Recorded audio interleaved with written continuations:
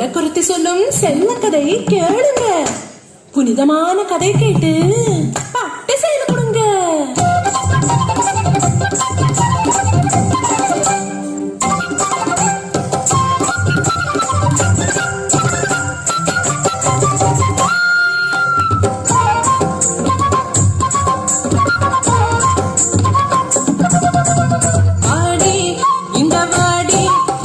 சொல்லும் கதை கேளடி, கதை சொல்லன சிங்கார பொண்ணுக்கு சேலை நீ கொண்டு தடி, சேலை நீ கொண்டு தடி.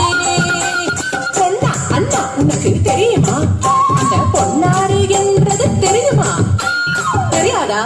சென்று கேளுடா.